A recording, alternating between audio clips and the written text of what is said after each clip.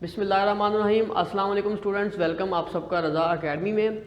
आज की इस वीडियो में हम स्टार्ट करेंगे मैथ क्लास 10th और हम एक्सरसाइज नंबर 1.1 पर थे, जिसका हमने क्वेश्चन नंबर 1 कंप्लीट कल सॉल्व किया था। आज हम क्वेश्चन नंबर 2 स्टार्ट करने जा रहे हैं, जिसमें हमें कहा गया है कि सॉल्व यूजिंग फैक्टराइजेशन। हमारे पास जो भी क्वेश्चन होंगे उनको आज हम फैक्टराइजेशन के तरीके से सॉल्व करेंगे।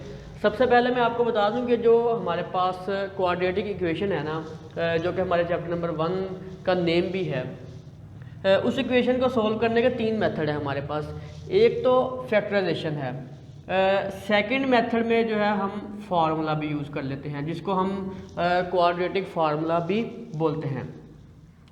और नंबर 3 पर हमारे पास क्वाड्रेटिक इक्वेशन को सॉल्व करने का जो मेथड है उसको हम बोलते हैं completing square by completing square. तो हमें जब क्वाड्रेटिक इक्वेशन दी जाती है तो उसको सॉल्व करने के हमारे पास 3 मेथड होते हैं। एक तो फैक्टराइजेशन, उसके अलावा हमारे पास क्वाड्रेटिक फार्मूला होता है, वो -b + -b², वो फार्मूला है, उसको भी हम आगे जाके यूज़ करेंगे। और इसके अलावा हमारे पास जो है वो कंप्लीटिंग स्क्वायर मेथड भी है। मैं यहाँ पर फार्मूला भी लिख देता हूँ। x = -b + -b² - 4ac² और डिवाइडेड बाय 2a। ये हमारे पास जो है वो क्वाड्रेटिक फार्मूला है। इसके ज़रिए भी हम क्वाड्रेटिक इक्वेशन को सॉल्व कर लेते हैं, स्क्वायर कंप्लीट भी कर लेते हैं और फैक्टराइजेशन भी कर लेते हैं। आज हम जो है वो फैक्टराइजेशन देखते हैं, जो कि हमारा क्वेश्चन नंबर 2 भी है। Okay, question number 2 part number 1 हमारे पास है इसका x² - x - 20 = 0। ये हमारे पास क्वेश्चन है और इसको हमने सॉल्व करना है बाय फैक्टराइजेशन। तो फैक्टराइजेशन है क्या और हम अपनी इस क्वाड्रेटिक इक्वेशन को कैसे सॉल्व करेंगे उसके ज़रिए। सबसे पहले हमने इस इक्वेशन के जो आउटर टर्म्स है उनको आपस में मल्टीप्लाई करके चेक करना है क्या आ रहा है। -20 है और ये x² है, तो हमारे पास ये बन जाएगा -20x²। इसके बाद हमने सेंटर वाली टर्म देखनी है, वो क्या है। ये है हमारे पास -x। सबसे पहले मैंने क्या किया, जो आउटर टर्म थी उनको मल्टीप्लाई करके चेक किया क्या आंसर आ रहा है, और उसके बाद मैंने इनर टर्म को जो है वो एज इट लिख लिया। अब हमने यहाँ पर जो हमारे पास सेंटर टर्म है -x लिखा हुआ है, उसको हमने करना है 2 हिस्सों में डिवाइड। 2 हिस्सों में इसको डिस्ट्रीब्यूट करना है और इस अंदाज से, इस तरह से डिस्ट्रीब्यूट करना है कि जो डिजिट्स हम लेंगे इसको डिस्ट्रीब्यूट करने के, उनको मल्टीप्लाई करने पर -20x² ही आना चाहिए। और अगर उन 2 डिजिट्स को ऐड या लेस करें तो हमारे पास -x भी आना चाहिए। तो हम 2 डिजिट्स ले लेते हैं जो भी जिनको मल्टीप्लाई करने से -20x² आता है। तो मैं यहाँ पर लिखता हूँ x², और ये -x है, इसको हम लिख सकते हैं -5x और +4x। यहाँ पर मैंने इस x को इन 2 पार्ट्स में डिवाइड कर दिया, -5x + 4x।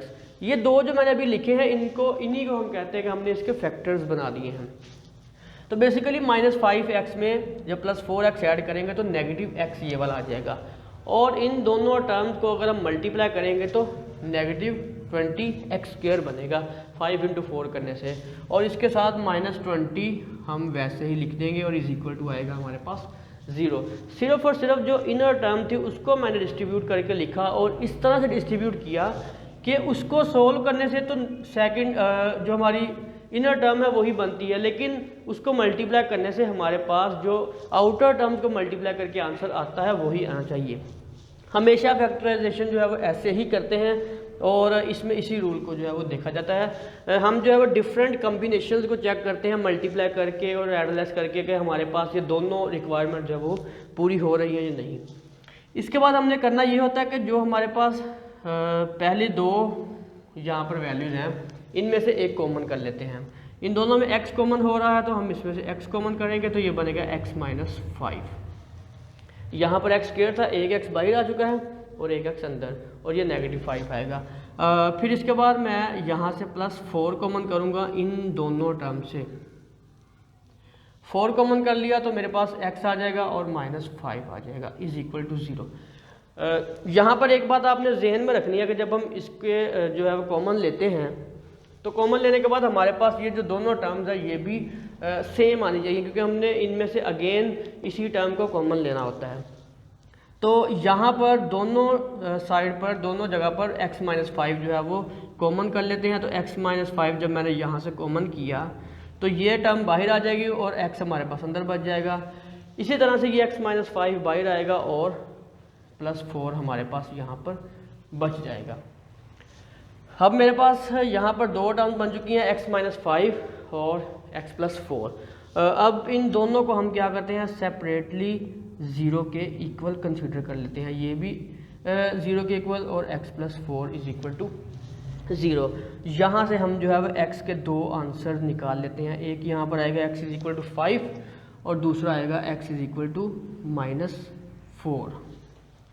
अगर मैं इसका सोल्यूशन सेट लिखूँ तो इसका सोल्यूशन सेट मेरे पास आएगा 5 और -4। ये हमारे पास इस क्वेश्चन का आंसर है बाय फैक्टराइजेशन। अगर हम इसको क्वाड्रेटिक फार्मूला के ज़रिए भी सोल्व करें तब भी हमारे पास यही आंसर निकलेगा। क्वेश्चन नंबर 2 सोल्व करते हैं अब हम। क्वेश्चन नंबर 2 का पार्ट नंबर 2 सोल्व कर लेते हैं।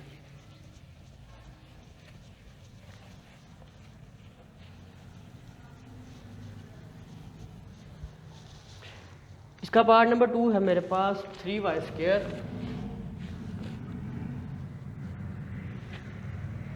Is equal to y into y -5।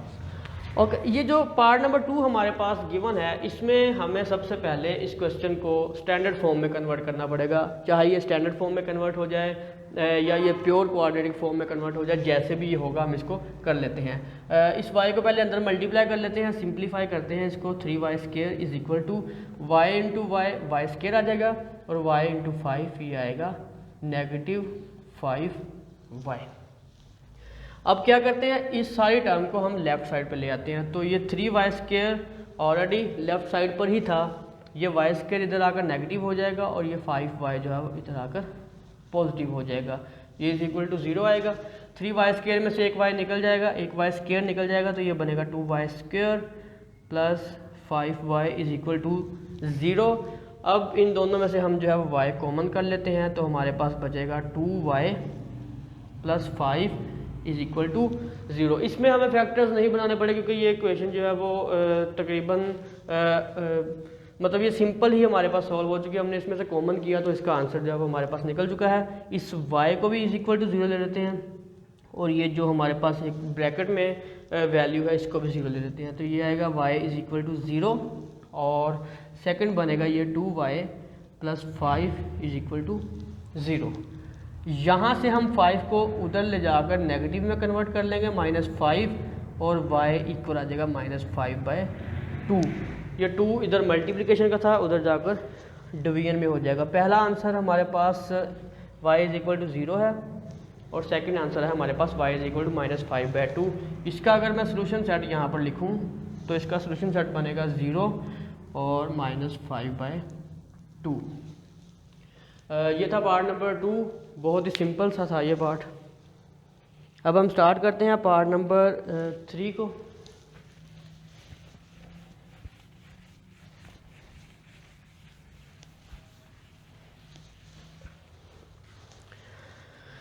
Okay, part number 3 है मेरे पास 4 - 32x is equal to 17x²। इसमें सबसे पहले हम ये करते हैं कि तमाम टर्म्स को एक साइड पर ले जाते हैं, चाहे 17x² को लेफ़्ट साइड पे ले आएँ या इस तमाम टर्म को जो है हम राइट साइड पे ले जाएं। मैं क्या करता हूँ, 17 को लेफ़्ट साइड पे ले आता हूँ तो ये बनेगा -17x² और ये -32x। इसको मैं अरेंज भी साथ ही कर लेता हूँ और ये +4 इज इक्वल टू 0 आ जाएगा। अब क्या करता हूँ, यहाँ पर इसको -1 से मल्टीप्लाई करता हूँ। पहली टर्म को हम जो है वो पॉजिटिव बनाने के लिए ये काम कर रहे हैं। 32x - 4 इज इक्वल टू 0 आ जाएगा। अब इसके फैक्टर्स बनाते हैं। आउटर टर्म्स को पहले हम करते हैं मल्टीप्लाई। यहाँ पर 17x² और -4, 17x² और -4 को मल्टीप्लाई करें, यहाँ पर हमारे पास आंसर मिलता है 68। यहाँ पर आ जाएगा हमारे पास 68x² और इनर टर्म है हमारे पास 32x। अब हमने दो फैक्टर्स ऐसे ढूंढने हैं जिनको अगर हम मल्टीप्लाई करें तो 68 आ जाए और अगर उसको हम ऐड या लेस करें तो 32 आ जाए हमारे पास। बहुत ही सिंपल से फैक्टर हैं इसके। 17x² और इसको हम लिख लेते हैं प्लस 34x माइनस 2x। 34 में से 2 को निकालेंगे तो 32 आ जाएगा और 34 को -2 से मल्टीप्लाई करेंगे तो हमारे पास यहाँ पर -68 आंसर आएगा। -4 = 0। यहाँ से 17 को कॉमन करते हैं तो हमारे पास बच जाएगा x² प्लस 2 और -2 कॉमन कर लेते हैं यहाँ पर। सॉरी, यहाँ पर 17 के साथ हम x को भी कॉमन करते हैं। ये 17 के साथ x भी कॉमन आ जाएगा। इसको लिखते हैं 17x, तो x अंदर बच जाएगा +2, -2 कॉमन लिया तो x + 2 आ जाएगा = 0। ये -4 था, ये +2 आएगा, -2 × 2 -4 बन जाएगा ये। अब इसमें से फिर दोबारा से x + 2 कॉमन करते हैं तो हमारे पास बचेगा 17x - 2 = 0। अब दोनों टर्म्स को हम जो है वो 1 बाय 1 0 के इक्वल करते हैं। x + 2 = 0 और 17x - 2 = 0। यहाँ पर हमारे पास आंसर आएगा x = -2 और यहाँ पर हमारे पास आंसर आएगा x = 2/17। पहले यहाँ से 2 को राइट साइड पे लेके जाएंगे, पॉजिटिव होगा, और 17 को फिर हम इस पर जो है वो डिवाइड कर देंगे तो हमारे पास ये आंसर बनेगा सोल्यूशन सेट इसका -2 और 2/17।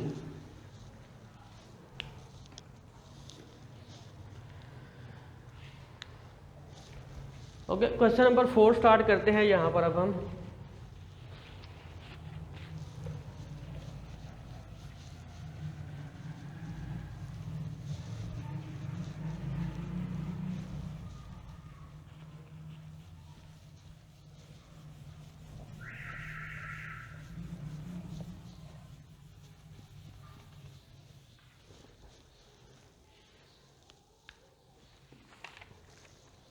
पार्ट नंबर 4 है हमारे पास।